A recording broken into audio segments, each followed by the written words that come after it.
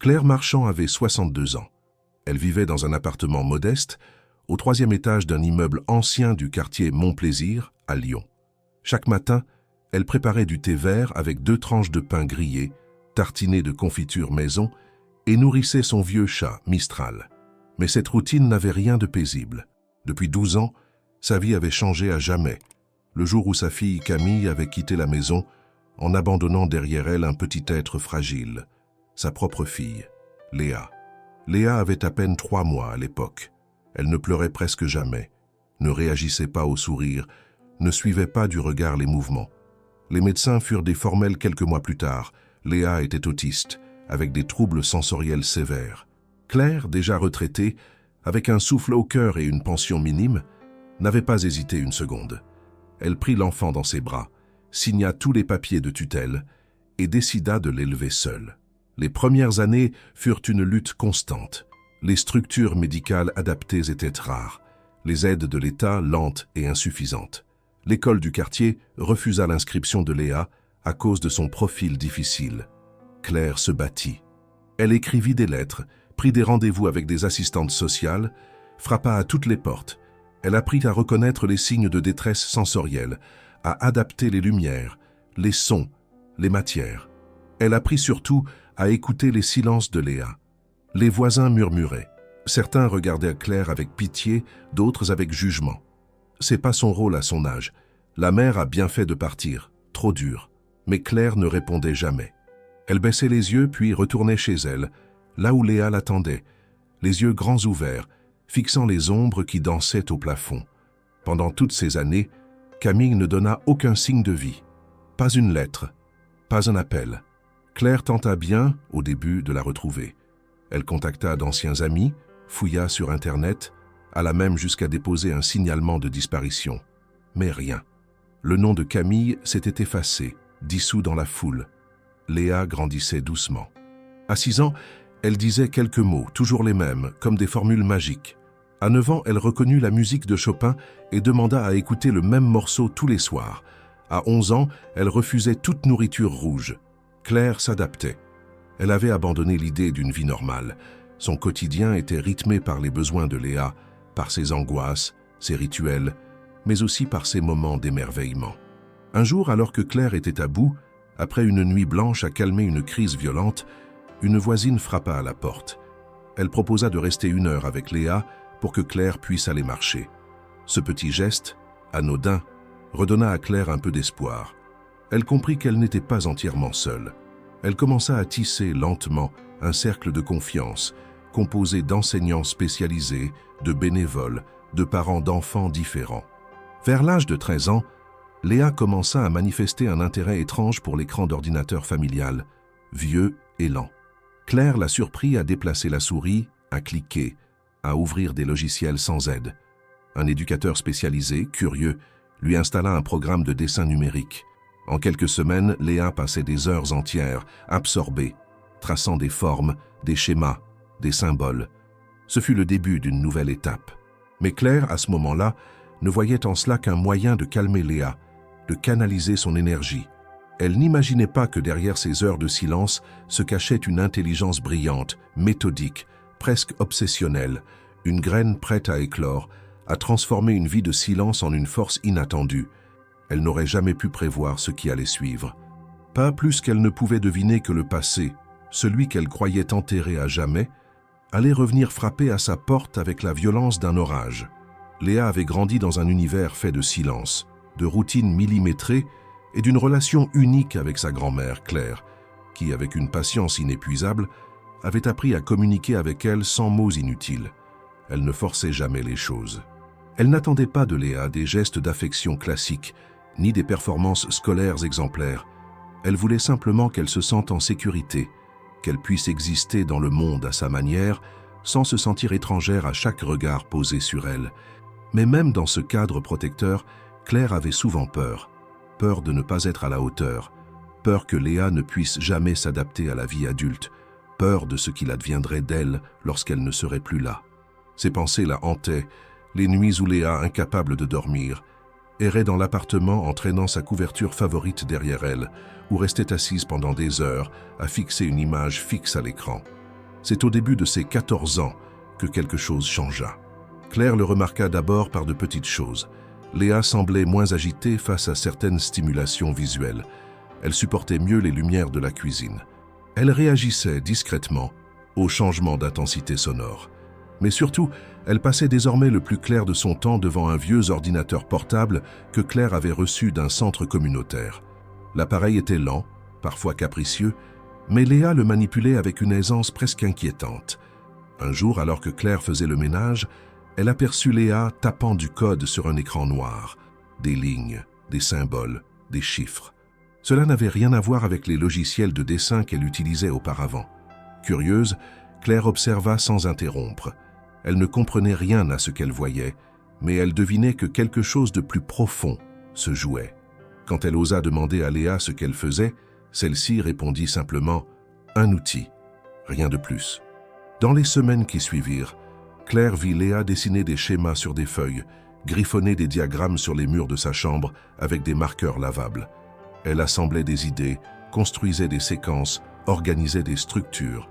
Un éducateur spécialisé venu en visite remarqua cela et proposa d'introduire Léa à des bases de programmation structurées. Il installa quelques outils libres d'accès conçus pour des enfants avec des troubles cognitifs. En quelques jours, Léa les avait tous explorés, compris et dépassés. À 16 ans, Léa révéla à Claire ce qu'elle préparait depuis presque 2 ans dans l'ombre de leurs soirées silencieuses, un prototype d'application mobile. Ce n'était pas un jeu, ni un simple outil pédagogique. C'était une interface de communication pensée pour des enfants comme elle. L'application utilisait des pictogrammes interactifs, des sons adaptés aux sensibilités auditives et un système de réponse intelligent basé sur l'émotion détectée par la pression des doigts sur l'écran. Claire ne comprit pas tous les détails, mais elle fut bouleversée par l'intention. Permettre à des enfants non-verbaux de communiquer sans peur ni surcharge sensorielle. Léa appela son projet Claire-Voix, un jeu de mots qu'elle expliqua fièrement. Parce que même ceux qui ne parlent pas ont une voix claire quelque part. Claire eut les larmes aux yeux. Jamais elle n'aurait imaginé que Léa, si fermée au monde extérieur, ait pu comprendre, concevoir et créer un outil aussi précis, aussi ciblé, aussi généreux. Avec l'aide d'un enseignant de l'école inclusive qu'elle fréquentait à temps partiel, Léa présenta son projet dans un concours de jeunes inventeurs numériques. Elle ne chercha pas à gagner. Elle voulait juste qu'on voie son idée. Mais ce fut un véritable raz-de-marée. Des membres du jury, impressionnés par la clarté de l'interface, contactèrent une start-up spécialisée dans l'accompagnement de jeunes autistes. En quelques semaines, le prototype fut testé dans 3 écoles de Paris, puis partagé dans un réseau pédagogique privé. Le retour fut immédiat. Enseignants conquis, enfants réactifs, parents en larmes. Claire, bouleversée, voyait les choses lui échapper. Léa, elle, restait calme, presque détachée. Elle continuait d'ajuster les détails, de coder la nuit, de dessiner de nouveaux pictogrammes. Elle ne parlait pas de gloire, ni d'argent, ni de succès. Elle parlait de logique, d'harmonie visuelle, de respect du rythme intérieur des enfants.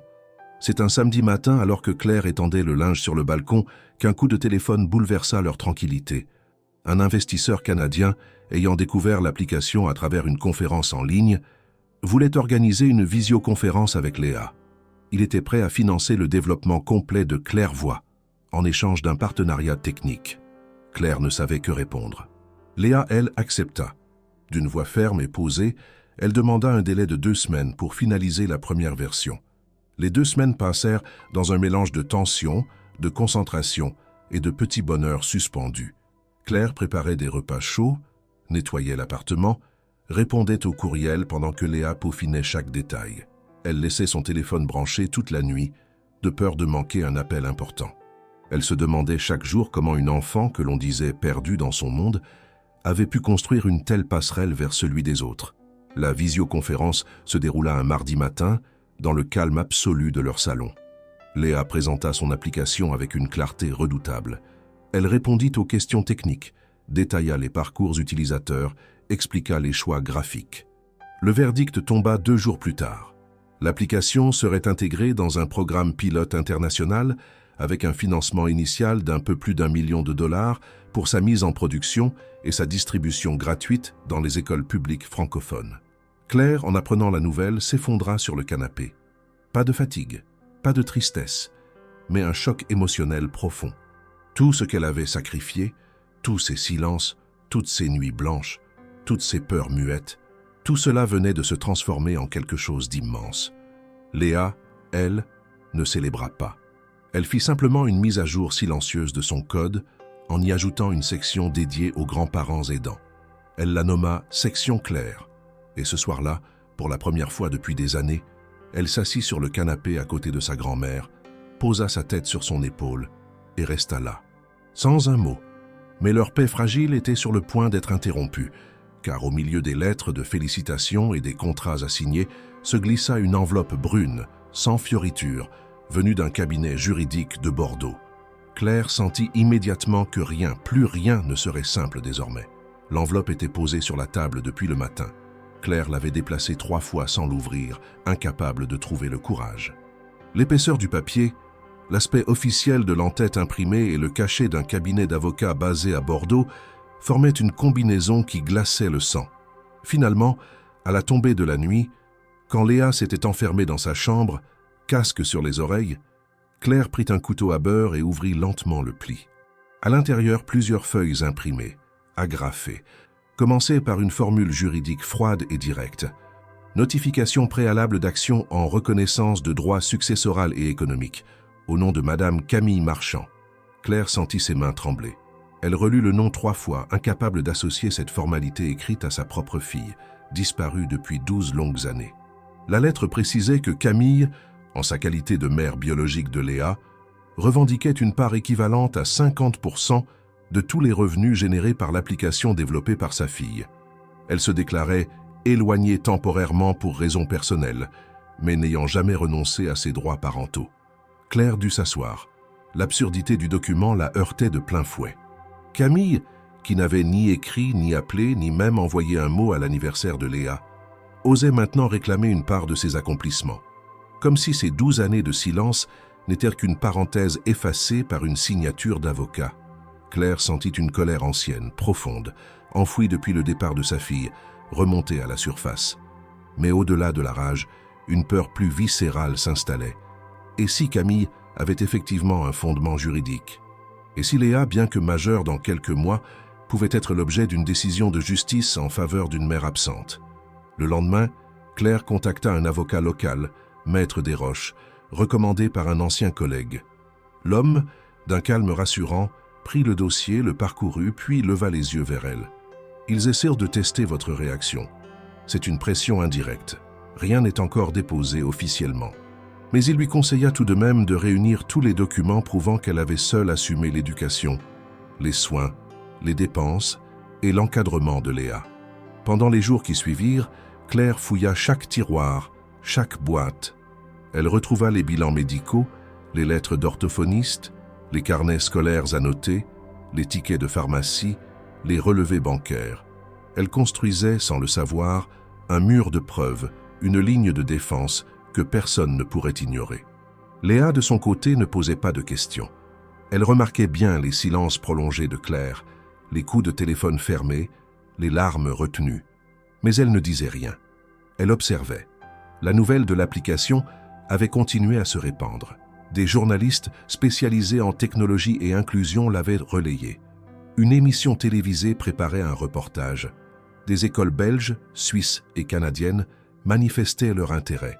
Claire-Voix devenait un phénomène discret mais réel. Claire, au lieu de se réjouir, redoublait d'angoisse. Chaque écho positif dans la presse lui rappelait que Camille pouvait réapparaître à tout moment, non plus par courrier, mais en personne. Et cela arriva plus tôt qu'elle ne l'avait imaginé. Un mardi après-midi, en rentrant d'un rendez-vous administratif, Claire trouva Léa assise sur le canapé, les yeux fixés sur une femme debout près de la fenêtre. Le choc fut immédiat. Camille était là. Les cheveux plus courts, teintés en brun, des lunettes modernes, des vêtements sobres. Elle tenait un sac en cuir et un classeur noir. Elle tourna la tête vers Claire avec un sourire contrôlé, presque administratif. « Bonjour, maman. Je crois qu'on doit parler. » Claire resta figée. Léa, elle, ne bougea pas. Elle observait la scène comme on regarde un film en silence. Camille fit un pas vers elle. « Je suis ta mère, Léa. Tu as beaucoup grandi. » Aucun mot ne sortit de la bouche de la jeune fille. Claire s'interposa, froide. « Qu'est-ce que tu veux ?» Camille sortit un document du classeur et le tendit, une proposition de médiation amiable signée par un avocat. Elle proposait un partage à l'amiable des droits financiers de l'application, mentionnant que la reconnaissance maternelle n'avait jamais été rompue légalement. La discussion qui suivit fut tendue, absurde par moments. Camille parlait avec le ton détaché d'une gestionnaire d'actifs. Elle évoquait ses droits, ses intentions de réconciliation, son désir de rattraper le temps perdu. Claire, à bout, finit par lui demander pourquoi elle n'était jamais revenue, pas même pour savoir si sa fille allait bien. Camille répondit qu'elle avait été submergée par la vie, qu'elle n'avait pas eu les moyens ni la stabilité. Mais maintenant que je suis de retour, je veux reprendre ma place. Claire, les bras croisés, la regarda avec une amertume contenue. « Tu n'as pas de place à reprendre. Tu es partie quand elle avait 3 mois. Elle ne connaît que moi. » Mais Camille insista. Elle affirma que Léa était mineure au moment de la création de l'application, que donc ses droits légaux, en tant que mère, lui permettaient d'intervenir dans toute décision contractuelle avant la majorité de sa fille. Claire sentit son cœur se serrer. Techniquement, Camille n'avait jamais perdu l'autorité parentale. Elle l'avait juste désertée. Camille quitta l'appartement avec la même froideur qu'elle était venue, laissant derrière elle une tension électrique.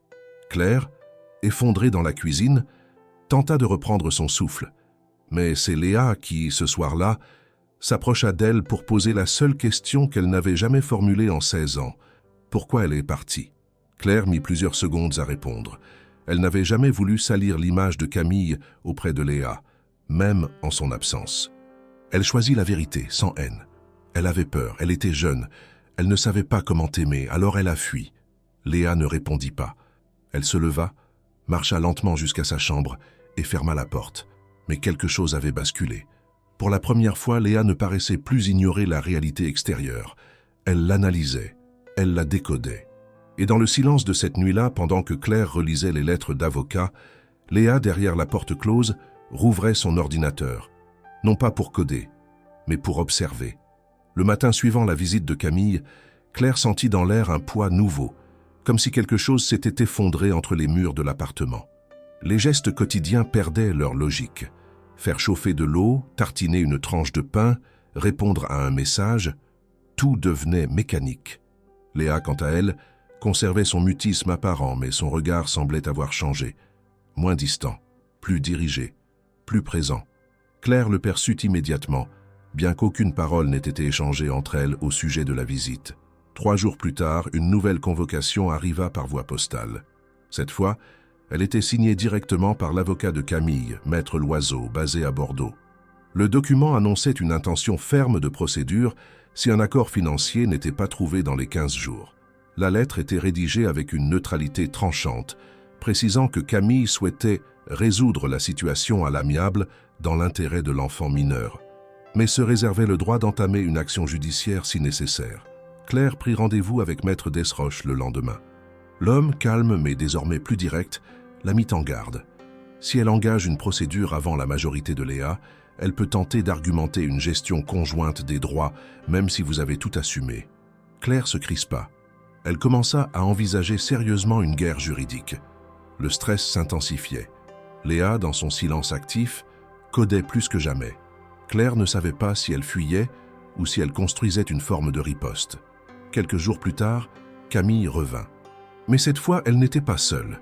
Elle se présenta devant la porte de l'appartement avec son avocat. Claire ouvrit lentement, stupéfaite. Léa se tenait derrière elle. Camille, toujours bien habillée, plus apprêtée encore, tendit la main à sa mère, que Claire ignora. Elle entra sans attendre l'invitation. Son avocat la suivit avec un air compassé. Claire referma la porte. Léa resta debout, en retrait, les bras croisés sur la poitrine. Autour de la table, la tension était palpable. Camille sortit des documents, les posa avec une précision chirurgicale et commença à parler. Pas un mot personnel, pas un regard vers Claire. Elle détailla les clauses proposées dans l'accord. Elle réclamait officiellement 50% de tous les revenus futurs générés par l'application, incluant les droits dérivés, partenariats et possibles extensions commerciales. Elle insistait sur le fait qu'en tant que mère biologique, elle avait un lien inaltérable avec l'enfant créatrice du projet et qu'elle souhaitait être reconnue dans ce rôle, à la fois sur le plan juridique et médiatique. Claire avait du mal à respirer. Le langage froid, presque technique de Camille lui donnait la nausée. Ce n'était pas sa fille, ce n'était pas une mère, c'était une actionnaire venue réclamer ses dividendes. Elle prit sur elle de ne rien dire, de ne pas exploser. Elle fixait simplement le visage de Camille, essayant d'y lire une trace d'humanité. Elle n'y trouva rien. Puis, soudainement, dans un mouvement inattendu, Léa s'avança et prit place à table.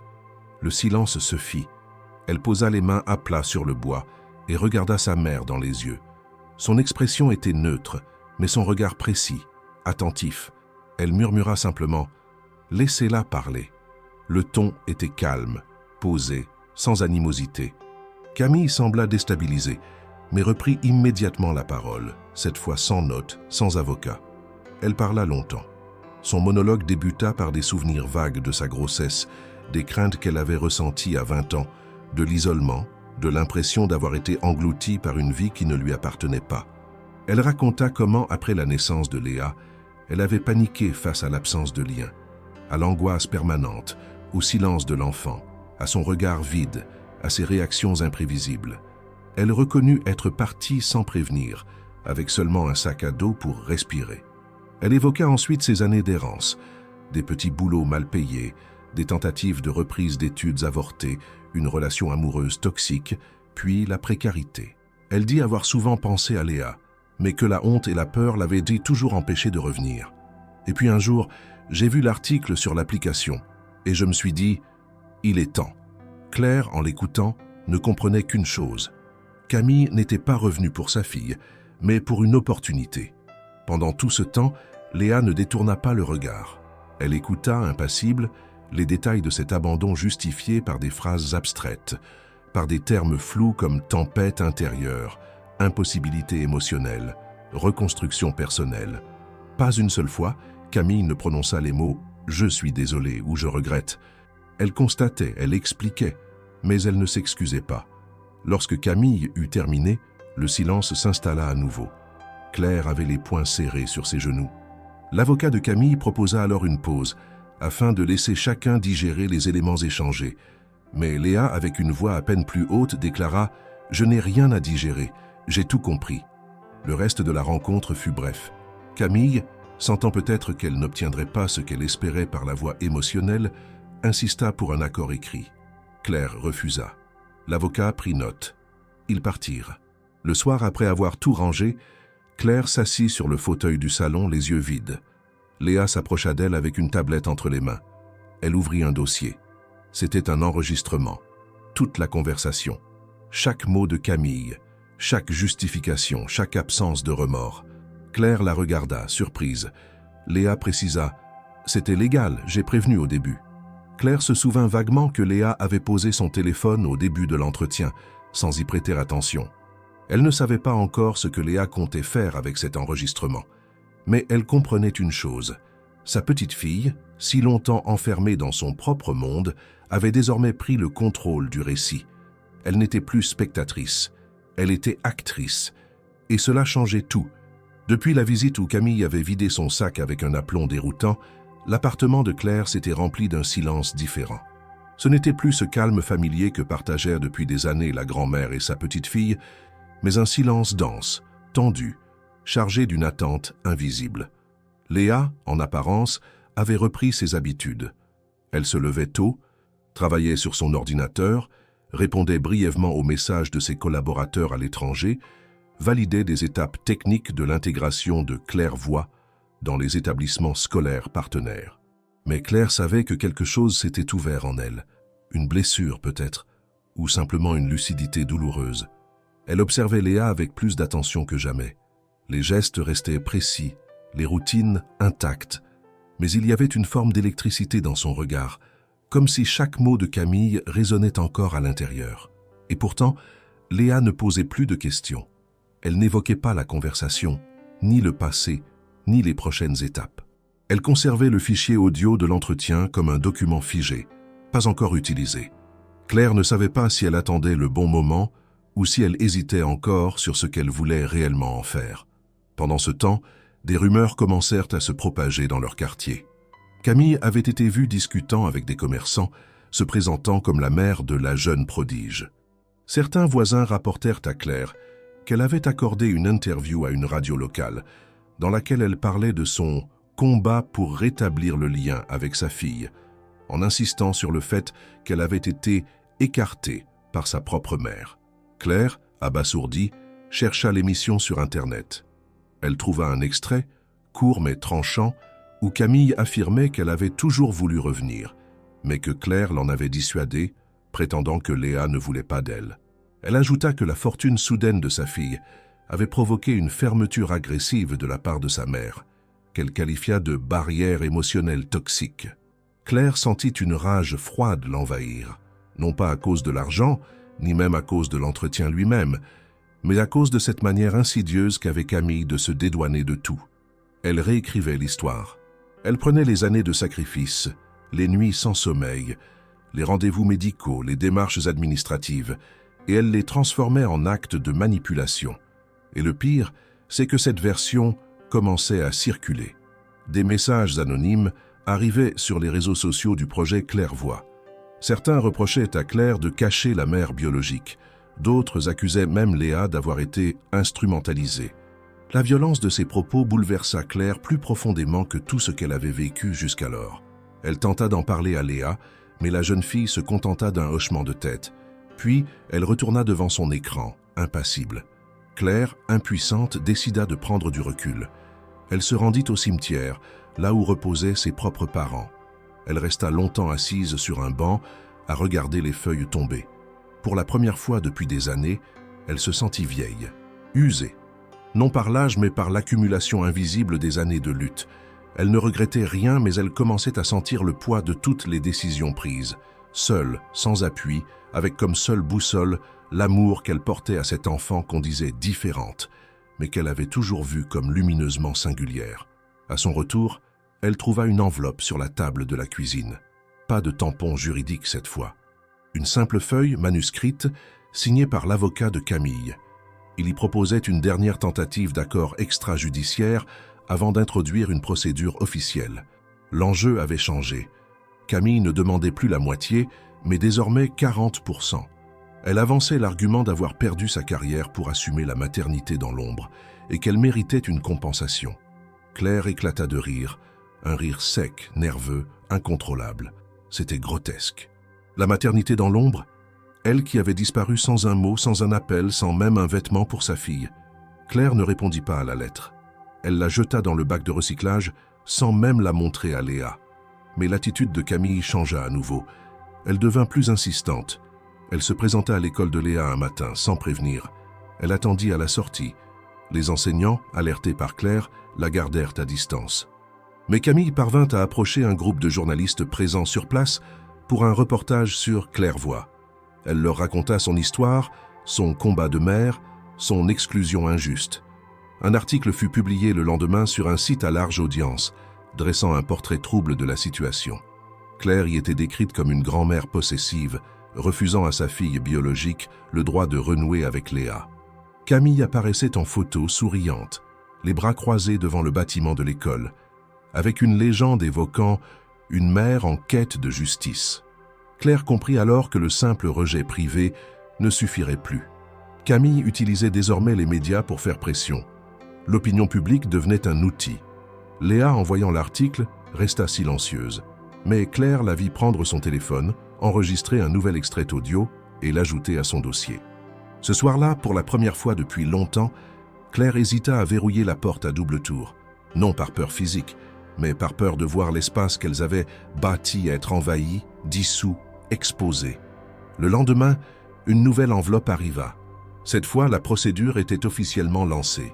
Camille, par l'intermédiaire de son avocat, déposait une requête en reconnaissance de lien parental actif et demandait l'ouverture d'un droit de gestion partielle sur les revenus de Léa jusqu'à sa majorité. La date d'audience était fixée à moins d'un mois. Claire, au bord du découragement, consulta Maître Desroches. Il confirma que la situation devenait sérieuse.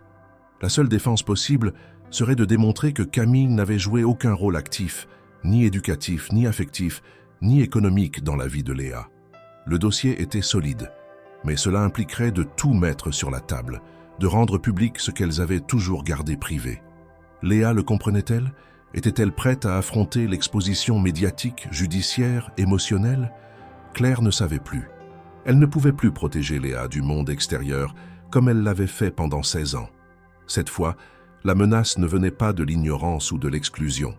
Elle venait de l'intérieur, d'un lien de sang jamais assumé, soudainement revendiqué. Alors, Claire fit ce qu'elle n'avait pas fait depuis des années. Elle s'assit sur le bord du lit de Léa, attendit qu'elle enlève son casque et lui demanda d'une voix fatiguée « Tu veux te battre ou tu veux fuir ?» Léa répondit sans émotion, sans hésitation « Je veux qu'on entende la vérité, pas pour moi, pour toi. » Claire sentit ses yeux se remplir de larmes, mais elle ne pleura pas.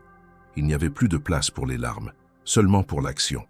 La semaine qui suivit fut marquée par une atmosphère oppressante. L'appartement de Claire, autrefois un sanctuaire de silence et d'équilibre fragile, devenait peu à peu un lieu de tension contenue. Chaque jour, de nouveaux articles circulaient sur Internet. Chaque jour, une rumeur nouvelle apparaissait dans le quartier. Et chaque jour, Camille semblait gagner du terrain dans sa tentative de réécriture du passé. Elle multipliait les interventions publiques, choisissait ses mots avec soin, affichait un visage doux presque martyrisé devant les caméras. Elle ne s'emportait jamais, elle ne critiquait pas frontalement, mais insérait ses attaques avec une précision chirurgicale dans un récit calibré pour susciter l'empathie. Elle se présentait comme une mère brisée par les circonstances, éloignée par une grand-mère trop stricte, trop possessive, et qui souhaitait simplement réparer ses erreurs en renouant avec sa fille. À l'extérieur, ce tableau séduisait. Les médias reprenaient ses propos sans creuser, cherchant l'émotion plutôt que la véracité. Certaines plateformes de réseaux sociaux affichaient des titres racoleurs comme « Une mère exclue du succès de sa propre fille » ou « Quand la famille devient une barrière ». Les commentaires se multipliaient. Des inconnus se permettaient de juger, d'insulter, de menacer même. Claire, dépassée, décidait de limiter les sorties. Elle annulait des rendez-vous, ne répondait plus au téléphone, fermait les volets plus tôt. Le téléphone de Léa, lui, vibrait constamment. Elle recevait des centaines de messages, certains de soutien, d'autres de curiosité, mais aussi beaucoup d'attaques. Certains l'accusaient de cruauté, d'ingratitude, d'avoir été programmée par sa grand-mère pour haïr sa mère biologique. Léa lisait tout, sans réagir. Elle continuait à compiler les informations, à classer les documents, à archiver les captures d'écran. Claire l'observait, sans comprendre comment elle parvenait à rester droite dans un tel chaos. Puis vinrent les premiers contacts directs. Camille se rendit à la mairie pour demander des copies d'actes de naissance, tenta d'obtenir l'historique scolaire de Léa, se présenta au centre médical où elle avait été suivie petite. Elle affirmait à chaque fois vouloir mettre à jour ses droits parentaux et exigeait l'accès à tout ce qui pouvait lui permettre de reconstruire une légitimité. Certains employés, mal informés ou gênés, accédaient partiellement à ces demandes. Claire reçut alors des appels inquiets de plusieurs institutions. « Nous avons été contactés par votre fille. Elle souhaite récupérer les dossiers de sa propre fille. » À chaque fois, Claire devait réexpliquer toute l'histoire, tout reprendre depuis le début, prouver encore, justifier toujours. La tension monta d'un cran lorsque Camille contacta une journaliste d'un grand quotidien national. Elle l'invita à une entrevue dans un café de Lyon. L'article qui en découla fut publié un vendredi matin, en pleine page. Camille y apparaissait en photo, souriante, tenant un petit livre pour enfants qu'elle affirmait avoir commencé à écrire en pensant à Léa. Elle y parlait longuement de sa souffrance silencieuse, de sa peur de ne pas être acceptée, de son envie de rattraper les années perdues. Elle y insinuait également que Claire aurait orienté la création de l'application pour exploiter les compétences de Léa à son propre bénéfice. La phrase était subtilement formulée, mais l'impact fut immédiat. Le jour même, Claire reçut des menaces. Des lettres anonymes furent déposées dans la boîte aux lettres. Des insultes furent taguées à la craie sur le mur de l'immeuble. Des voisins évitaient leurs regards. Certains enseignants de l'école de Léa commencèrent à prendre leur distance, de peur d'être pris dans un scandale. Le monde autour d'elle devenait instable, agressif, méfiant. Et au centre de cette tourmente, Camille restait visible, publique, inattaquable. Elle n'avait jamais élevé la voix, jamais proféré d'insultes, jamais montré d'hostilité directe. Elle se contentait d'apparaître, de parler, de manipuler. Un matin, Léa annonça d'une voix calme qu'elle allait répondre. Claire, inquiète, tenta de la dissuader. « Ils vont te détruire, Léa. Tu n'as pas idée de ce qu'ils peuvent faire avec une seule phrase sortie de son contexte. » Mais Léa répondit simplement « J'ai déjà tout préparé et je sais exactement ce que je veux dire. » Claire se tut. Elle comprit que la décision était prise. 2 jours plus tard, Léa publia une vidéo sur sa chaîne personnelle, restée jusque-là inactive. Elle y apparaissait assise à son bureau, sobre, sans musique, sans montage. Elle regardait la caméra droit dans les yeux. Sa voix était posée, sans colère. Elle commença par une phrase simple « Je m'appelle Léa, j'ai 16 ans, et je veux que ce soit moi qui raconte mon histoire. » Elle expliqua alors, avec précision, les années passées avec Claire, le rôle fondamental de sa grand-mère, l'absence totale de sa mère, les crises, les efforts, les progrès, les échecs et les réussites. Elle n'accusa personne, elle décrivit, elle cita des faits. Puis elle passa un extrait de l'enregistrement de la discussion avec Camille. La partie où cette dernière expliquait pourquoi elle était partie, pourquoi elle n'était jamais revenue, pourquoi elle ne regrettait pas. Et enfin, Léa termina par ces mots. « Je ne veux pas de haine, je veux juste que vous sachiez la vérité et que vous arrêtiez de nous faire du mal. » La vidéo fut vue plus de 100 000 fois en 24 heures. Les commentaires explosèrent. Cette fois, le soutien fut massif. Des journalistes revinrent vers Claire, cette fois pour s'excuser. Des associations d'aide à la parentalité défendirent Claire publiquement. Des éducateurs, des thérapeutes, des proches témoins du parcours de Léa partagèrent la vidéo. Camille, prise à contre-pied, tenta de réagir. Elle accorda une nouvelle interview où elle parla de manipulation émotionnelle, de vidéos montées et de conflits intergénérationnels. Mais l'opinion avait basculé. Pour la première fois depuis des semaines, Claire et Léa sortirent de chez elles pour aller marcher dans le parc en bas de l'immeuble. Personne ne les dévisagea. Personne ne les suivit. Personne ne les photographia. Elles marchèrent côte à côte, en silence, respirant l'air froid de fin d'après-midi. Claire, en regardant Léa, se dit qu'elle ne la protégerait plus de tout, mais qu'elle l'avait aidée à devenir quelqu'un capable de se protéger elle-même. Mais malgré ce soulagement passager, une autre lettre arriva. Officielle cette fois. L'audience était maintenue. Camille maintenait sa plainte. Elle voulait aller jusqu'au bout. Elle voulait ce qu'elle estimait lui revenir. Et désormais, ce combat aurait lieu devant la justice. Ce fut un dimanche après-midi, pluvieux et gris, comme si le ciel lui-même avait décidé de refléter l'atmosphère pesante qui planait sur l'appartement. Claire préparait une soupe aux lentilles, concentrée sur les gestes simples d'épluchage, d'assaisonnement, de cuisson lente. Léa, elle, était restée dans sa chambre toute la matinée, sans dire un mot, absorbée dans un silence plus dense que d'habitude. Claire sentait qu'elle préparait quelque chose, mais elle n'osait plus poser de questions. Depuis la publication de la vidéo, les dynamiques avaient changé. Léa n'était plus seulement la petite fille protégée. Elle était devenue une voix que l'on écoutait, que l'on craignait peut-être.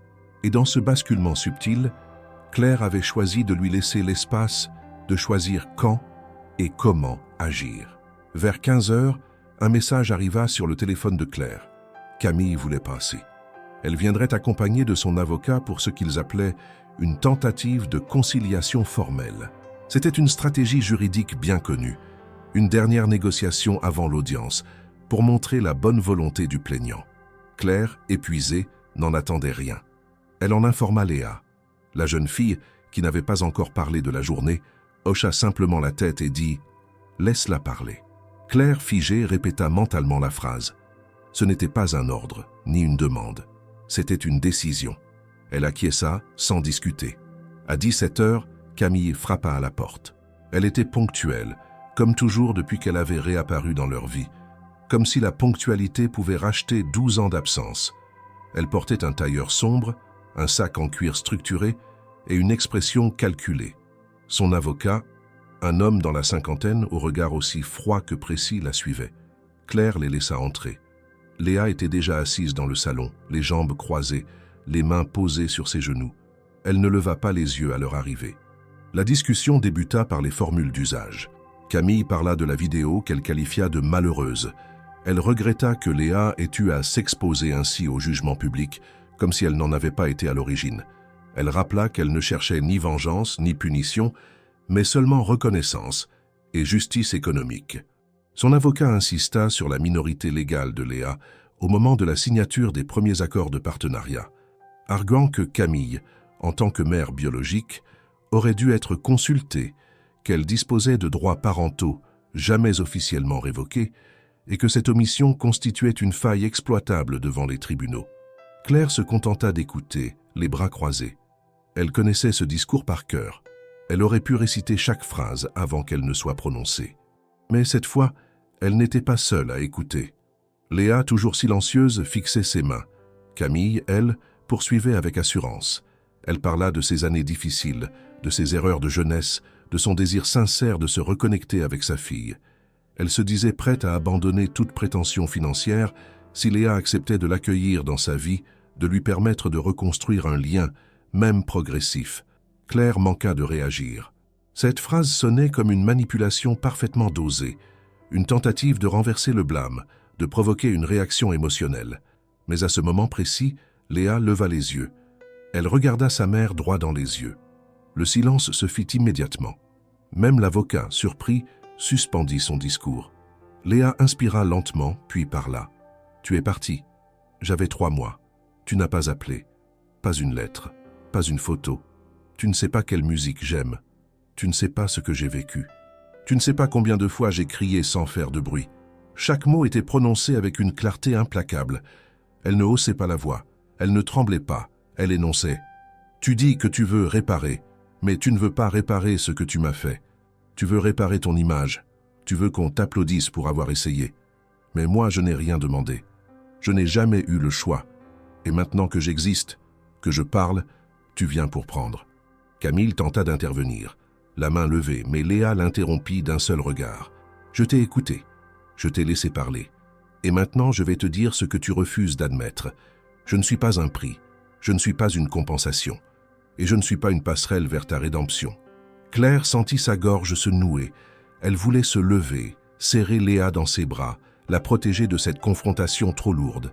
Mais elle comprit qu'il ne fallait pas, que cette scène n'était pas la sienne. C'était celle de Léa, sa parole, sa légitimité. Léa poursuivit plus doucement. « Tu peux faire ce que tu veux, porter plainte, aller au tribunal, parler à la presse, mais tu ne peux pas me forcer à t'aimer et tu ne peux pas m'effacer, pas cette fois. » Le silence qui suivit fut écrasant. Camille, pour la première fois, perdit ses mots. Elle regarda son avocat, espérant peut-être un appui, une diversion, mais l'homme restait figé. Léa venait de briser tout l'argumentaire, non pas par des documents, par sa voix, par sa présence. Camille tenta de reprendre une posture de dignité. Elle se leva, remit ses documents dans son sac, lança un regard vers Claire, puis vers Léa. Elle ne dit rien. Son avocat la suivit. La porte se referma. Claire n'osa pas bouger. Léa resta assise quelques secondes de plus, puis se leva lentement, marcha vers la cuisine, ouvrit le réfrigérateur et sortit un yaourt. Elle s'assit à table, ouvrit le pot et commença à manger. Claire, stupéfaite, la rejoignit et demanda doucement « Tu vas bien ?» Léa haussa les épaules. « Je suis fatiguée, mais je suis Claire. » Claire ne répondit pas. Elle resta là, assise à côté d'elle, dans ce calme redevenu familier, mais désormais traversé d'une vérité nouvelle. Léa n'avait pas seulement grandi, elle avait pris sa place, et plus personne ne pourrait la lui retirer. Le lendemain de la confrontation dans le salon, Claire se réveilla avec une douleur sourde dans le dos, un mal qui n'avait rien de physique, mais qui s'infiltrait dans chaque pensée. La nuit avait été agitée, entre cauchemars indistincts et réveils en sursaut. Elle s'était couchée sans dire un mot, tandis que Léa, fidèle à son calme désormais légendaire, était restée assise dans sa chambre à lire un document juridique envoyé par l'avocat. Il s'agissait des premières pièces du dossier officiel que Camille comptait présenter à l'audience. Des extraits de photos anciennes, des certificats de naissance, quelques échanges de mails datant de l'époque où elle avait encore un contact distant avec Claire. Rien de probant, mais l'intention était claire, construire une version alternative des faits. Ce matin-là, Claire prépara le petit déjeuner sans réfléchir. Elle mit la table, fit chauffer du lait, coupa des fruits. Léa entra dans la cuisine à 7 heures précises, comme si rien ne s'était passé la veille. Mais au moment de s'asseoir, elle demanda « Elle va revenir ?» Claire soupira. « Je ne sais pas. Elle sait qu'elle ne gagnera rien ici. Mais elle ne renoncera pas. Pas encore. Léa acquiesça sans émotion. Puis elle reprit. Elle ne s'est jamais excusée. Claire la regarda longuement. Non, pas une seule fois. La journée fut silencieuse. Les deux femmes évitèrent de reparler de Camille, mais l'idée de son retour planait dans chaque coin de l'appartement. En fin d'après-midi, Léa proposa de réécouter l'enregistrement de l'entretien. Claire hésita, mais accepta. Elles s'assirent dans le salon. Léa connecta son ordinateur au haut-parleur, lança la lecture. Le son emplit la pièce. La voix de Camille, posée, presque douce, racontant son départ, les circonstances, les choix, les regrets qu'elle n'appelait jamais par leur nom. Tout y était contrôlé, sans débordement. Ce qui frappait Claire en réécoutant, ce n'était pas tant ce que Camille disait, mais ce qu'elle ne disait pas. Elle ne disait jamais « je suis désolée », jamais « j'ai eu tort ». Elle parlait d'elle, toujours d'elle, de ce qu'elle avait vécu, de ce qu'elle avait perdu, de ce qu'elle aurait voulu. Léa, à côté, restait immobile. Elle fixait le mur devant elle, mais ses doigts bougeaient nerveusement. À un moment, Claire tendit la main et arrêta l'enregistrement. Ça suffit. Léa ne protesta pas. Elle se leva, alla dans sa chambre, revint quelques minutes plus tard avec un carnet à la main. Elle l'ouvrit à une page précise et lut à voix haute « Une mère, ce n'est pas celle qui donne la vie. C'est celle qui reste quand tout s'effondre. Celle qui apprend ton langage même quand il ne ressemble à rien. Celle qui se perd pour que tu te trouves. » Claire sentit sa gorge se serrer. Elle reconnut sa propre écriture. C'était un extrait d'un ancien carnet de notes, celui qu'elle tenait quand Léa était enfant pour y écrire ses observations, ses frustrations, ses prières muettes. Elle l'avait oublié depuis longtemps. Léa l'avait conservé. Ce soir-là, Claire s'endormit plus tôt que d'habitude. Mais au milieu de la nuit, elle fut réveillée par un bruit léger. Elle se leva, inquiète, et trouva Léa assise à la table du salon, l'ordinateur ouvert. Elle montait une vidéo. Claire s'approcha en silence. Sur l'écran, des extraits de l'enregistrement, entrecoupés de photos d'enfance, de documents, de captures d'écran d'articles de presse. Léa construisait un témoignage, pas un réquisitoire, un récit. Elle expliquait, sans pathos, les faits, les années de silence, les absences, les choix faits pour elle, sans elle. Et elle posait une question à la fin, écrite en lettres blanches sur fond noir. Qui parle pour ceux qu'on n'a pas écoutés? Claire sentit une admiration douloureuse l'envahir. Léa ne cherchait pas à humilier Camille. Elle voulait comprendre. Elle voulait mettre à nu, sans agresser, mais sans épargner non plus. Le lendemain, elles décidèrent d'envoyer une copie de la vidéo à l'avocat. Celui-ci répondit en moins d'une heure. C'est puissant, mais elle devra parler elle-même à l'audience. Ce sera nécessaire. Claire acquiesça. Léa aussi. Quelques jours plus tard, Camille demanda une nouvelle rencontre, cette fois en privé, sans avocat. Elle souhaitait s'expliquer, mère à fille, sans intermédiaire. Claire hésita, mais Léa accepta. Elles fixèrent le rendez-vous pour le samedi suivant. Claire décida de ne pas assister à la conversation. Elle laissa Léa dans le salon et alla marcher dans le quartier pendant plus d'une heure. Lorsqu'elle revint, Camille était déjà partie. Léa l'attendait à la porte. Elle m'a tout dit. Enfin, presque. Claire ne posa pas de questions. Elle attendit que Léa parle. La jeune fille expliqua que Camille avait raconté ses débuts avec un homme plus âgé, ses doutes pendant la grossesse, ses pensées sombres après l'accouchement. Elle avait fui parce qu'elle pensait ne pas survivre. Elle s'était tue pendant des années par peur d'être rejetée. Elle avait appris pour l'application par un article et quelque chose en elle avait cédé. Non pas par amour, par égoïsme, par curiosité. Elle voulait voir ce que ça aurait pu être. Claire sentit un mélange étrange d'indignation et de pitié. Elle demanda « Tu lui en veux ?» Léa répondit « Non, mais je ne l'excuse pas. C'était simple, c'était juste, et c'était suffisant. » Léa déclara qu'elle ne publierait pas la nouvelle vidéo. Elle n'en voyait plus l'utilité. « Je ne veux pas faire mal, je veux avancer. » Claire respecta ce choix.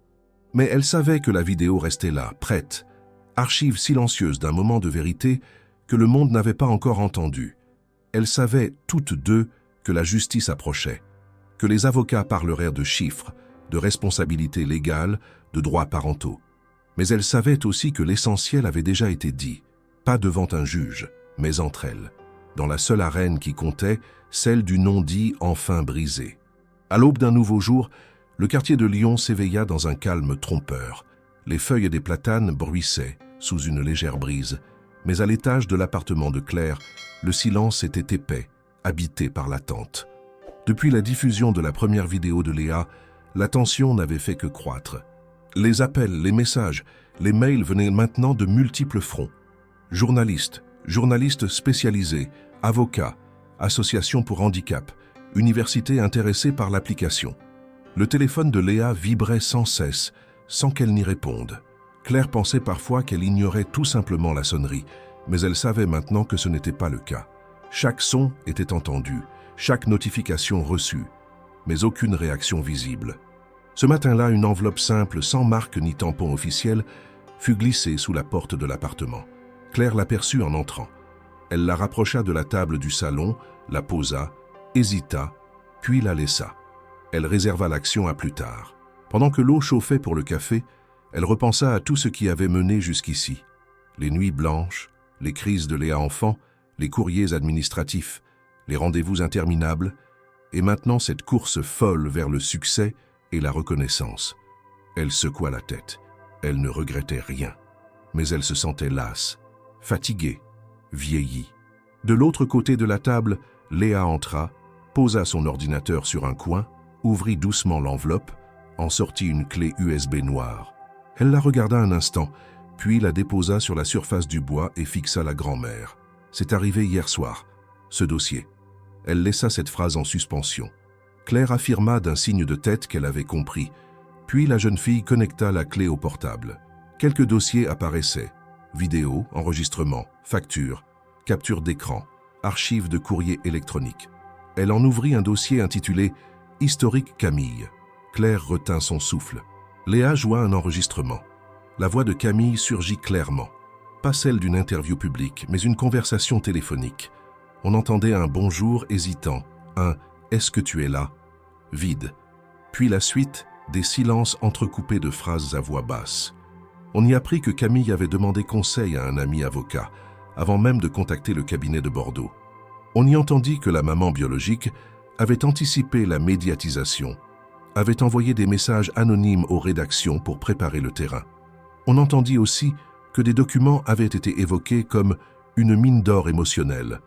Tout était là. Claire sentit la colère l'envahir, mais Léa resta silencieuse. Elle écoutait chaque mot. Elle prit des notes. Elle analysait. Ensuite, un autre fichier démarrait. Une vidéo tournée clandestinement dans un foyer, apparemment l'ancien hébergement où vivait Camille après son départ. On y vit Camille installer discrètement un ordinateur portable, ouvrir un service de messagerie, rechercher des mots-clés comme application autiste, enfants différents prodiges. On entendit la voix d'un homme non identifié. Tu devrais te positionner tôt avant que personne ne le fasse. On vit un échange rapide de regards. Puis une main tendue avec un chèque. Le visage de Camille baissa, comprit, accepta. Rien n'était explicite, mais tout se comprenait. Le dossier se poursuivit avec des factures datées, des courriels signés mais envoyés sous pseudonyme, des messages préprogrammés destinés à influencer l'opinion publique. Claire sentit ses mains trembler en regardant l'écran. Léa reprit « Ils ont préparé cette campagne depuis des mois. Ils ont fait de moi un produit. » Le mot cogna dans la pièce. Produit. Entité commerciale. Objet d'investissement. Et l'idée que tout avait été orchestré devint réalité. Claire regarda sa petite fille. Elle avait 16 ans, mais une maturité d'une personne bien plus âgée. Elle avait pris tout ce qui les menaçait et en avait fait un dossier. Une arme sans haine mais précise, implacable.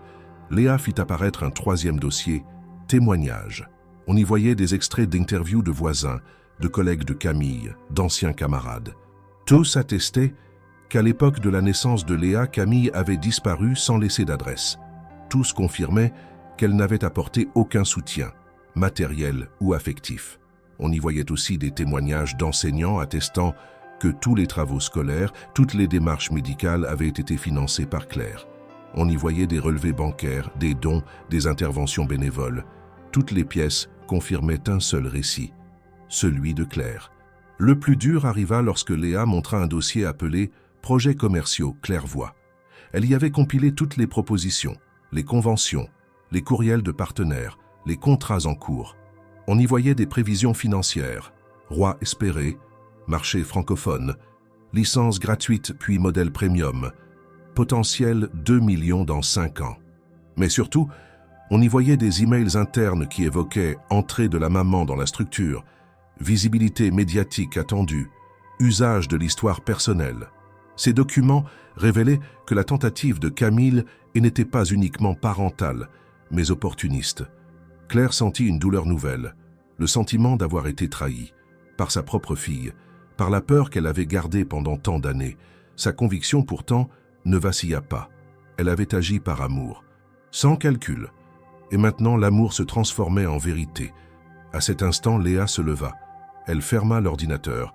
Elle prit la clé USB, posa une main sur son épaule, posa l'autre sur celle de Claire et dit « Je vais tout montrer au juge, et si nécessaire au public. Mais ce n'est pas pour toi, c'est pour moi. Pour que personne ne puisse plus prétendre que je suis le fruit d'un silence qu'on m'a imposé. » Claire sentit une larme couler, mais ne la repéra pas. Elle resta là, immobile. Elle comprit que le combat n'était plus symbolique. Il était tangible. Il était réel. La semaine suivante, Maître Desroches reçut un email avec la clé USB en pièce jointe sécurisée. Il la parcourut, fronça les sourcils, puis contacta Claire. « Nous avons désormais de fortes bases. La pression juridique va monter. Il faut que vous soyez prête. » Claire acquiesça, consciente qu'elle ne l'était peut-être pas. Mais elle savait qu'elle avait déjà accompli l'essentiel, qu'on sache la vérité. Qu'importe le verdict, l'exposition, la fatigue, elle se tenait désormais du bon côté. Et dans l'appartement, quelque chose avait changé définitivement. Le rapport entre la grand-mère et la petite-fille n'était plus celui de protectrice et protégée. Il était celui de partenaire, de complice. Léa, avec ses traits calmes, ses gestes mesurés, avait pris une part active. Et Claire s'était effacée un peu pour laisser la voix de celle qu'elle avait élevée s'exprimer. Elle savait que le processus serait long, difficile, peut-être injuste. Mais elle avait confiance, car elle avait agi avec le cœur, et maintenant, elles agissaient avec les faits. L'enregistrement, la clé, l'archive, tout cela n'était pas une vengeance. C'était la réparation d'un récit, la reconnaissance d'un lien et surtout le basculement. Une page se tournait. Et tandis que le ciel de Lyon s'obscurcissait sous les nuages d'automne, Claire et Léa se tinrent ensemble, prêtes à affronter ce qui venait, sans illusion, mais avec détermination. L'audience avait été fixée pour un mercredi matin à 9h30, au tribunal de grande instance de Lyon. Claire s'était levée à l'aube. Elle avait préparé du café, mais ses mains tremblaient trop pour porter la tasse à ses lèvres. Léa, comme toujours, s'était levée sans un mot, avait enfilé un jean sombre, un pull simple, et attaché ses cheveux en queue de cheval. Aucun maquillage, aucune tentative de paraître différente. Elle se présentait comme elle était, sans artifice, sans posture. Maître Desroches arriva à 8h. Il apportait les dernières copies du dossier, classées avec rigueur. Il avait souligné les points clés, annoté les témoignages, organisé les enregistrements en pièces à charge. Claire le remercia silencieusement. Elle savait qu'il avait fait plus qu'un travail d'avocat. Il avait compris. Il avait écouté Léa comme peu de professionnels savaient le faire. Elle sentait chez lui une colère froide, celle que provoque l'injustice évidente, mais qu'on doit contenir pour mieux la démonter point par point devant un juge. Le chemin jusqu'au tribunal fut silencieux. Aucun mot n'était nécessaire. Dans la voiture, Léa gardait les yeux fixés sur l'extérieur. Claire, elle, regardait les mains de sa petite-fille. Elles étaient immobiles, posées sur ses genoux, mais il y avait une tension dans les tendons, une tension qui trahissait tout ce qu'elle ne disait pas. Devant le tribunal, des journalistes attendaient. On les avait prévenus. Claire sentit son estomac se nouer, mais Léa ne ralentit pas le pas. Elle passa devant les caméras sans même les regarder. Elle entra dans le bâtiment avec la détermination de quelqu'un qui n'avait plus rien à prouver, seulement à dire. Claire la suivit, tentant d'ignorer les flashs, les murmures, les regards. La salle d'audience était sobre, presque froide. Les murs gris, les bancs en bois, les lumières blanches. Camille était déjà là. Elle portait un tailleur clair, les cheveux relevés en chignon. Elle semblait détendue, presque soulagée. À ses côtés, son avocat feuilletait calmement ses documents. Claire s'assit derrière Léa. Elle sentait son cœur battre à toute vitesse. Elle jeta un regard à Camille. Celle-ci l'évita. Aucun échange, aucun signe, Juste ce vide absolu entre deux femmes liées par le sang, mais séparées par 12 années d'abandon. Lorsque le juge entra, tout le monde se leva. Il s'agissait d'une femme d'une 50aine d'années, au regard sévère mais attentif. Elle ouvrit l'audience par un rappel factuel des éléments du dossier. Puis elle demanda à Camille d'exposer ses revendications. Camille prit la parole, d'abord avec calme. Elle raconta son absence comme une nécessité. Elle parla d'un passé flou, de décisions difficiles, de circonstances qui l'avaient dépassée. Elle affirma qu'elle n'avait jamais cessé de penser à sa fille, qu'elle avait suivi ses progrès de loin, qu'elle avait attendu le bon moment pour revenir. Puis elle aborda la question économique. Elle expliqua qu'en tant que mère biologique, elle aurait dû être consultée pour toute décision engageant Léa avant sa majorité. Elle ne demandait pas de l'argent par intérêt personnel, disait-elle, mais pour participer aux décisions importantes de l'avenir de sa fille. Léa ne bougea pas. Elle écoutait, les bras croisés. Claire fixait le sol, réprimant l'envie de se lever, de crier, de dénoncer chaque mot. Mais ce n'était pas à elle de parler. C'était à Léa. Lorsque vint le tour de la défense, Maître Desroches se leva et parla d'une voix ferme. Il présenta une chronologie détaillée des faits, appuyée par des documents, certificats médicaux, relevés bancaires, attestations scolaires. Il montra que Claire avait assumé seule toutes les responsabilités éducatives, financières, logistiques, médicales. Il souligna l'absence totale de Camille, son silence, son ignorance complète de la vie de Léa pendant plus d'une décennie. Puis il aborda les preuves récemment réunies. Les enregistrements, les témoignages, les documents stratégiques révélant la tentative préméditée d'exploitation du succès de l'application. À ce moment, Léa demanda la parole. Le silence dans la salle fut instantané. Le juge hocha la tête, l'invitant à parler. Léa se leva. Elle regarda d'abord Camille, puis le juge. « Je m'appelle Léa. J'ai 16 ans. J'ai grandi avec ma grand-mère. C'est elle qui m'a appris à marcher, à lire, à coder.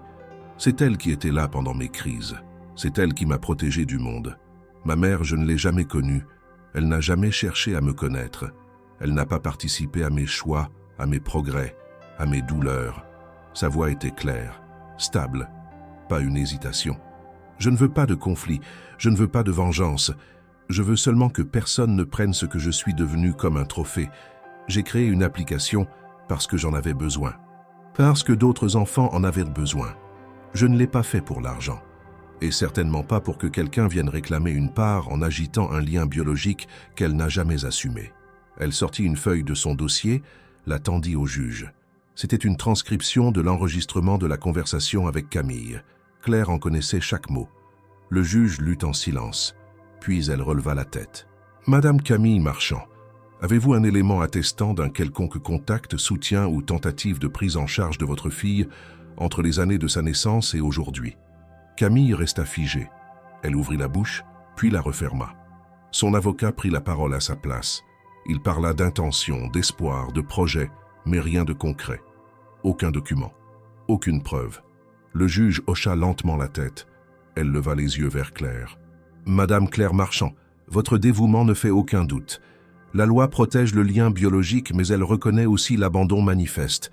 Les preuves sont nombreuses, les faits sont clairs. » Elle se tourna vers Camille. « Je ne peux pas reconnaître vos droits sur une enfant que vous avez volontairement laissée sans assistance, ni contact pendant plus de 12 années. Le tribunal considère que vous n'avez aucun droit légal sur les fruits de son travail, ni sur les décisions concernant son avenir. » Le marteau tomba. L'audience était levée. Camille ne dit rien. Elle ramassa ses affaires lentement. Elle ne regarda ni Claire ni Léa. Elle sortit de la salle en silence. Léa, elle, resta debout un instant. Claire se leva, s'approcha d'elle. Elles ne se dirent rien. Elles quittèrent le tribunal sans se retourner. Dehors, les journalistes attendaient encore. Cette fois, Claire leva les yeux. Elle vit les caméras, elle vit les micros tendus, et elle vit Léa s'avancer, se tenir droite devant eux, prête à parler. Non plus pour se défendre, mais pour raconter, pour que jamais plus personne ne puisse dire qu'elle n'a pas été entendue. Une fois la décision judiciaire rendue, une vague de soulagement s'abattit sur Claire. Ce n'était pas une euphorie, pas une célébration, mais un relâchement brutal et nécessaire. Elle ne savait plus depuis combien de semaines, de mois. Elle vivait sous la pression constante de devoir justifier, prouver, résister.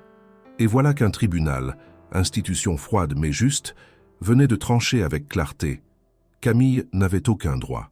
Léa était libre. Claire n'avait pas volé de rôle. Elle l'avait incarné. Mais le répit fut bref.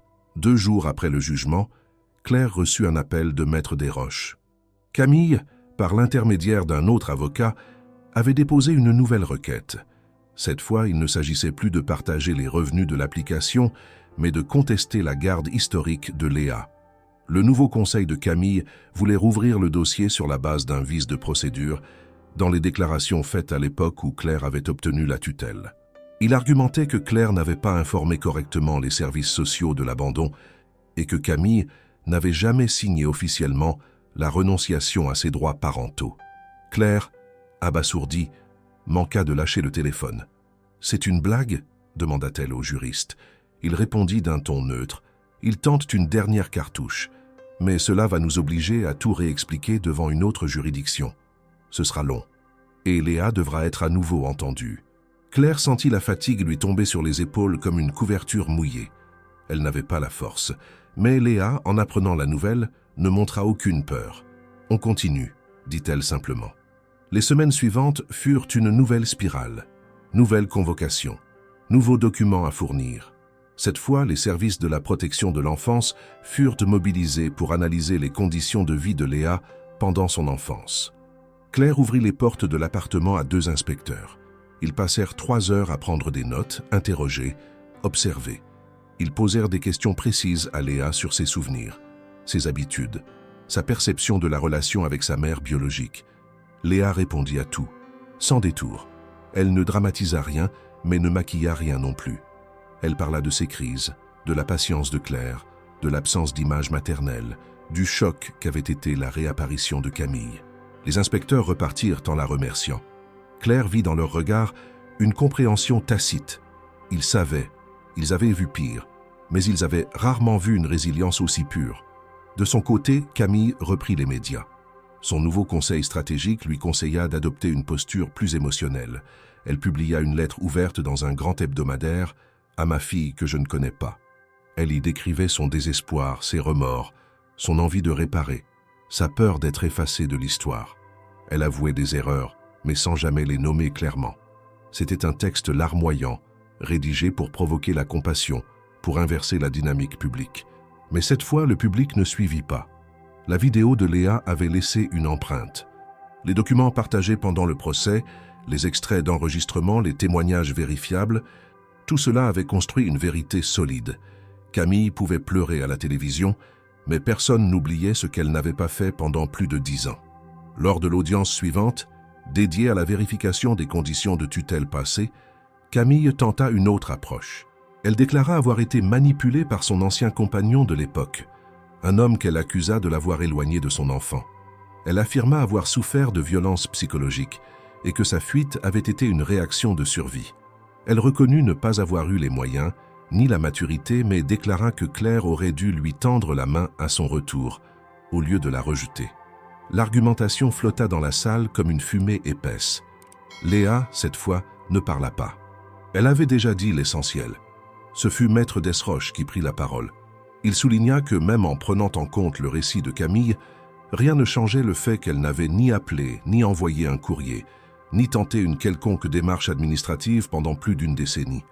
Il présenta un extrait du carnet de Claire, celui où elle avait consigné toutes ses démarches auprès des services sociaux, de l'école, des hôpitaux, des structures d'accueil. Chaque action était documentée. Il y avait même des lettres restées sans réponse adressées à Camille. Le juge écouta tout cela avec attention. Cette fois, c'était un homme, plus jeune que celui de la première audience, mais méthodique.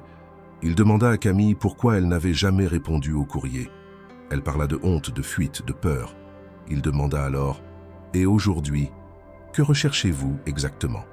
Une reconnaissance symbolique ou un pouvoir de décision sur la vie de votre fille ?»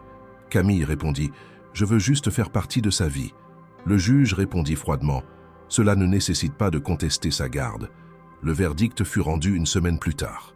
Claire reçut la lettre un jeudi matin. Le juge rejetait la demande. Il concluait que la procédure initiale de tutelle avait été réalisée dans le respect des règles, que les services sociaux avaient été correctement informés, et que Camille n'avait jamais manifesté la volonté claire et suivie d'assumer son rôle parental. Il recommandait d'ailleurs au parquet de considérer un signalement pour abandon d'enfant à titre rétroactif, au vu des éléments fournis. Claire lut la lettre 2 fois, puis la donna à Léa. Elle la lut en silence, puis rendit la feuille. On ne la reverra plus. Claire n'en était pas certaine, mais elle voulait le croire. Camille ne tenta plus rien, pas d'appel, pas de déclaration, pas de nouvelles lettres ouvertes. Elle disparut aussi rapidement qu'elle était revenue, comme un mauvais souvenir qu'on range dans une boîte scellée que l'on n'ouvre plus. Pour la première fois depuis longtemps, Claire et Léa purent vivre sans bruit autour d'elle, sans caméra, sans journaliste, sans avocat. Et ce silence, cette fois, n'était plus une contrainte. C'était une victoire.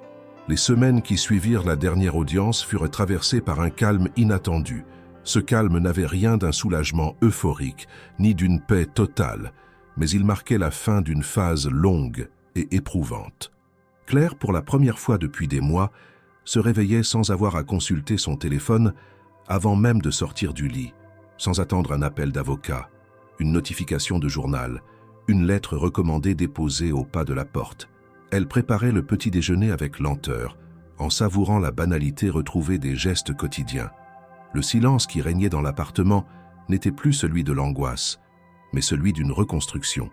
Léa, quant à elle, avait repris son travail sur l'application. Elle passait ses journées entre visioconférences avec des partenaires éducatifs, tests utilisateurs dans des classes pilotes, mises à jour techniques et échanges avec d'autres développeurs. Elle avait transformé son projet initial en une petite structure organisée avec 2 collaborateurs à distance, un chargé de communication et un développeur back-end. Claire n'intervenait pas dans ce domaine, mais elle observait avec fierté l'autonomie que sa petite fille avait acquise. Léa prenait des décisions, négociait des contrats, validait des propositions graphiques, tout en continuant à assurer la cohérence avec la mission originelle de Clairvoix. Offrir un outil fonctionnel aux enfants non-verbaux, pensé par l'une des leurs. Mais même avec ce retour à une forme de normalité, les cicatrices restaient là.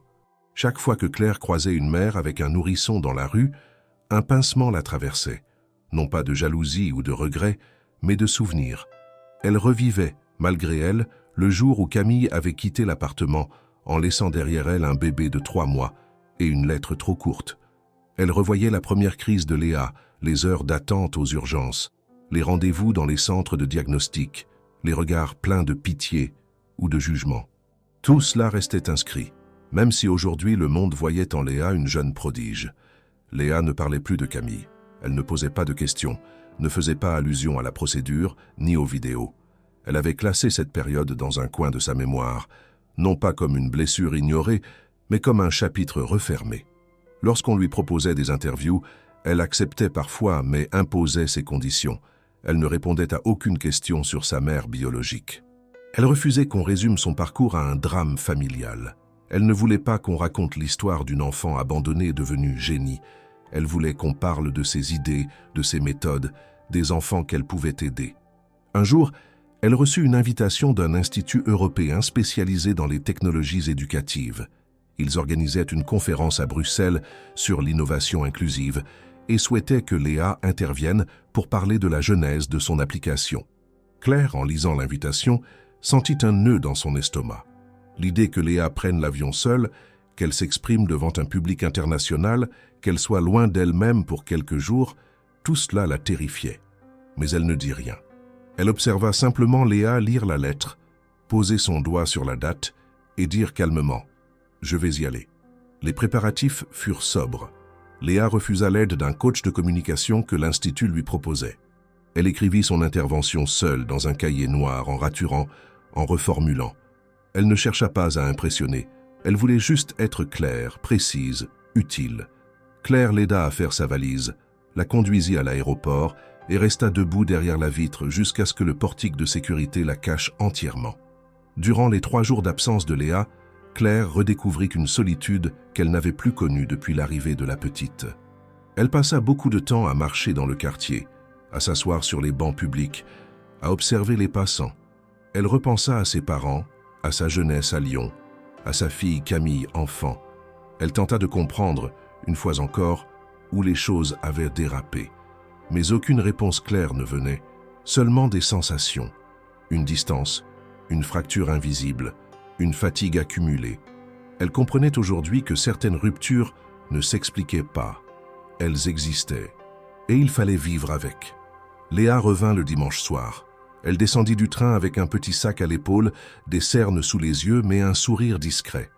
Elle tendit à Claire un dossier contenant les documents de la conférence, des notes, des cartes de visite, des photos de la salle, puis elle dit simplement « Ça s'est bien passé ». Claire ne posa pas plus de questions. Elle savait que si quelque chose devait être partagé, Léa le ferait. Et sinon, ce n'était pas grave.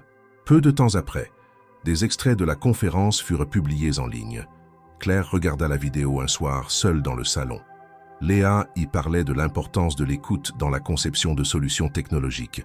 Elle évoquait l'isolement des enfants autistes, la nécessité de respecter leur rythme, leur manière de percevoir le monde.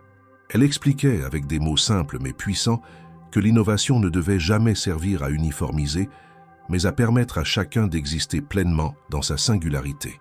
Pas une seule fois, elle ne parla de Camille. Pas un mot sur Claire. Elle se tenait là en tant que créatrice, citoyenne, jeune femme engagée. Claire, en regardant cette scène, comprit que son rôle avait changé. Elle n'était plus la figure centrale du combat. Elle était devenue un pilier silencieux, une base. Et cela lui suffisait. Les mois suivants, Léa reçut plusieurs prix. Elle fut contactée par des universités. On parla de partenariats à l'étranger. Elle refusa certaines offres, accepta d'autres. Elle voulait rester indépendante. Claire continuait de l'accompagner dans l'ombre. Elle préparait ses repas, lui rappelait de prendre des pauses, rangeait l'appartement pendant que Léa travaillait. Il n'y avait pas de grands discours entre elles, pas de démonstration. Mais il y avait un lien évident, solide, construit sur des années de réalité partagée. Et puis un jour, en rangeant un tiroir, Claire retrouva une vieille photo. Elle montra Léa, bébé, endormie sur sa poitrine. À côté, sur la table, un biberon à moitié plein, un livre ouvert et une lumière douce. Claire resta un moment à fixer l'image. Elle repensa à tout ce qui avait suivi. Et elle comprit, sans doute pour la première fois, que rien n'avait été perdu. Que malgré les absences, les blessures, les trahisons, quelque chose d'essentiel avait été préservé. Ce quelque chose, c'était Léa. Et c'était tout ce qui comptait. Quelques mois après l'affaire judiciaire et les dernières apparitions publiques, la vie de Claire et Léa s'était stabilisée dans un équilibre subtil, presque fragile. Il n'y avait plus de caméras devant l'immeuble, plus d'enveloppes juridiques déposées en catimini sous la porte, plus de silence angoissé entre deux repas. Il ne restait que ce que Claire avait toujours désiré pour sa petite fille, un quotidien simple, structuré, sans drame ni interruption extérieure. Mais même dans cette paix retrouvée, certaines marques restaient visibles, comme des plis persistants sur une page pourtant tournée. Léa continuait à travailler sur Clairvoix, mais son implication avait évolué. Elle avait cessé de coder seule dans sa chambre. Désormais, elle coordonnait une petite équipe de développement, participait à des séminaires, établissait des collaborations avec des instituts médicaux et pédagogiques. Sa voix, jadis confinée au mur de l'appartement, résonnait maintenant dans des conférences, des interviews, des podcasts. Et pourtant, elle restait fidèle à ses choix initiaux. Elle ne parlait jamais de Camille, jamais du procès, jamais des aspects personnels de son histoire. Elle insistait pour que l'attention se porte sur l'impact du projet, sur les enfants bénéficiaires, sur la technologie adaptée à des besoins réels. Un jour, Claire reçut une invitation inhabituelle. Une grande chaîne de télévision européenne préparait une série de portraits sur les jeunes innovateurs du continent. Il voulait filmer un épisode sur Léa et lui proposait une entrevue exclusive dans un format long. Léa hésita plusieurs jours. Elle n'était pas à l'aise avec l'idée d'être filmée dans son intimité. Mais après réflexion, elle accepta, à condition d'avoir un droit de regard sur le montage final. Claire observa tout ce processus avec une prudente distance. Elle savait que chaque exposition médiatique comportait un risque. Mais elle savait aussi que Léa avait grandi, qu'elle savait désormais tracer les limites qu'on lui avait autrefois imposées. Le tournage eut lieu sur 3 jours. Une petite équipe discrète s'installa dans leur appartement, dans les locaux de l'association qui diffusait l'application, et accompagna Léa lors d'une visite dans une école spécialisée utilisant Clairvoix au quotidien. Ils filmèrent sans intrusion, captant des gestes, des échanges, des instants de silence aussi. Claire participa brièvement à une séquence, à la demande de Léa. Elle y expliqua ce que signifiait, pour elle, accompagner une enfant différente, hors des cadres habituels. Elle ne parla pas de sacrifice. Elle parla de choix, de constance, de respect. Lorsque l'épisode fut prêt, la chaîne proposa une projection en avant-première dans une salle parisienne, suivie d'une discussion publique. Léa hésita, mais Claire l'encouragea. « Tu n'as jamais eu peur de dire ce que tu devais dire. Tu ne vas pas commencer maintenant. » Elles prirent le train ensemble, comme deux complices en excursion, non sans une certaine nervosité. La salle était pleine. Des éducateurs, des familles, des journalistes, des curieux. Claire s'assit au fond, discrètement. Elle ne voulait pas voler l'attention. Lorsque le documentaire commença, elle se sentit immédiatement submergée par l'émotion. Voir Léa à l'écran, voir les enfants utiliser son application, entendre des enseignants dire combien elle avait changé leur manière de travailler, tout cela était à la fois irréel et profondément concret. Mais ce fut la dernière séquence qui marqua tout le monde. Le réalisateur avait choisi de conclure sur une entrevue filmée dans un décor sobre. Léa, assise face caméra, répondant à une question simple, presque banale. « Qu'est-ce que votre famille représente pour vous aujourd'hui ?» Il n'y avait ni musique de fond, ni effet de lumière. Juste sa voix. Elle prit quelques secondes avant de répondre. Puis elle dit « Ma grand-mère m'a appris à ne pas haïr, mais à ne jamais oublier. Elle m'a montré qu'on pouvait construire avec presque rien, tant qu'on tenait bon. Quand j'étais petite, je croyais que les gens qui disparaissaient ne revenaient jamais. Et puis j'ai compris que parfois, ils reviennent seulement quand vous commencez à briller. Ça ne veut pas dire qu'ils vous aiment. Ça veut juste dire qu'ils vous ont enfin remarqué. Trop tard. » Puis elle regarda la caméra, dans un geste sans calcul, et ajouta « Moi, je n'ai pas eu une famille complète. Mais j'ai eu quelqu'un qui est resté, et ça m'a suffi. » Le silence dans la salle fut total. Pas un souffle, pas un mot. Puis les applaudissements commencèrent, discrets d'abord, puis plus affirmés. Claire, au fond, sentit sa gorge se nouer. Elle ne pleura pas cette fois. Elle savait que ces mots n'étaient pas pour elle, pas uniquement. C'étaient les mots d'une génération qui refuse les faux-semblants, qui ne s'excuse pas d'avoir été différente, d'avoir souffert, de s'être battue pour exister. Après la projection, des spectateurs vinrent la saluer. Certains lui dirent qu'ils avaient été touchés. D'autres partagèrent leurs propres histoires. Claire écouta, remercia, sans chercher à ajouter quoi que ce soit. Elle savait que tout avait été dit là, dans cette dernière phrase, sans besoin d'en rajouter. Sur le chemin du retour, Léa s'endormit dans le train. Claire la regarda dormir comme elle l'avait fait des milliers de fois, enfant. Mais cette fois, elle ne veillait pas sur un bébé fragile. Elle regardait une jeune femme forte, indépendante, libre. Elle ne savait pas ce que l'avenir leur réserverait, mais elle savait que quoi qu'il arrive, le lien qu'elles avaient bâti ne pourrait jamais être effacé, ni par le sang, ni par l'absence, ni par le bruit. Elles étaient rentrées dans la lumière sans se trahir, et cela, Claire le savait, valait plus que toute victoire.